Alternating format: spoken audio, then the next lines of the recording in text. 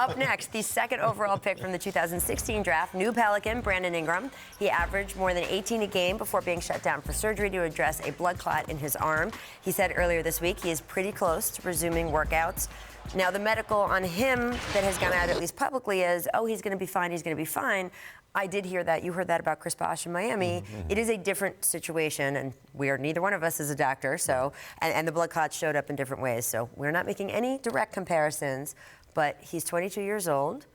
It's not even 22, actually. Do you pay or delay, Jorge? No, I delay, just based on the medical situation. I want to see it play out for at least a year, right? And just kind of see what happens from there. When Bosh came back the first time, at the All-Star game, right? Yeah. He was going to be in the three-point competition. He had a reoccurrence of his situation. So I would wait a season at least in this situation. Well, you only have a season, but I would wait, yes. Yeah, never mind the medicals. I would delay.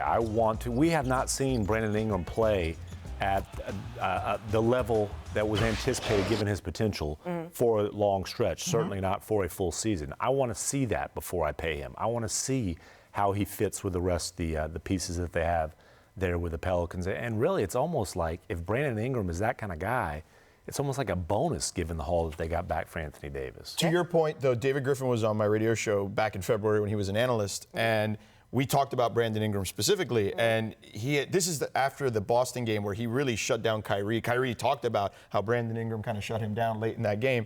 And David's point was the guy's like a baby deer. Like, he still hasn't grown into his body yet. Yep. Like, he doesn't have that core strength yet. So to your point, yes, we haven't seen the consistency, and I think that he's still maturing into his body. So beyond the medical stuff, I'm with you. Well, the physical comparison, again, I'm not comparing him as a player yet, but the physical comparison was always Kevin Durant, right? Yeah. I am interested to see Brandon outside of the spotlight of LA and what came before LeBron, and then what came once LeBron was here and all of that stuff.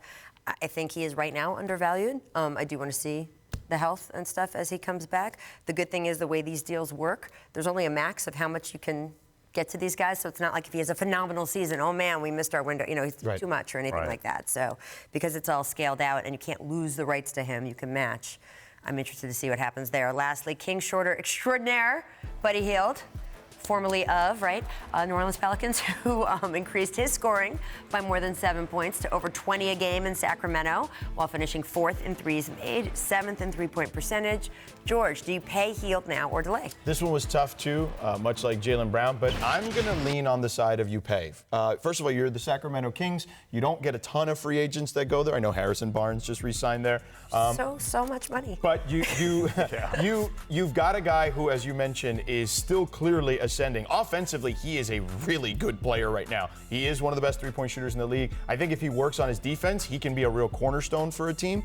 And I think he got better there as well in the last year or so. So I'm willing to pay if I'm Sacramento. And you either pay him or you trade him. Okay? I believe they're going to have to move either Buddy Hield or Bogdanovich at some point. Certainly with Harrison Barnes coming back, Barnes will still play a lot of three, given what their front court looks like. So you either commit to him right now, and then I think you shop Bogdanovich, or you say, Bogdanovich is going to be cheaper. He's a starting caliber shooting guard as well. Let's see what we can get for Buddy Hield. All right, I got to shout out our researcher today, Mackenzie, because did you know that Buddy Hield was #1 in the league at 4.71 miles per hour, fastest player in the NBA? I did not. Who knew? I mean, who knew? Good job. That is what the jump brings to you, that kind of information. I would have guessed De'Aaron Fox if it was a King. Right. There you go. How fast do you run around the basketball court?